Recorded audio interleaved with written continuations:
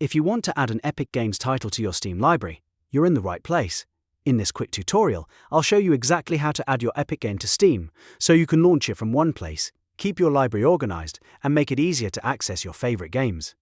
If this video helps, please hit the like button and subscribe for more simple gaming tutorials.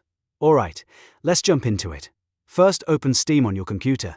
Once Steam is open, look at the bottom left corner of the window. You'll see a button that says Add a Game. Go ahead and click that button. A small menu will appear, and from that menu, select Add a non-Steam game.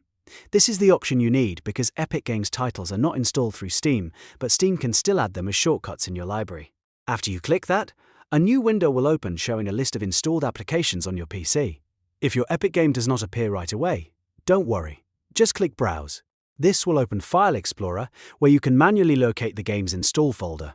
Now navigate to the folder where your Epic game is installed. In many cases, that path will look something like C, Program Files Epic Games. If you change the install location when downloading the game, then just go to that custom folder instead. Inside the game folder, look for the main application file, which is the .exe file. This is the file Steam needs in order to launch the game correctly. Select that .exe file, then click Open. Once you do that, the game should now appear in the list of applications inside Steam. Next, check the box next to the game you want to add. If you're only adding one game, make sure just that one is selected. Then click Add Selected Programs. Steam will now add the Epic game to your library as a non-Steam game. And that's it.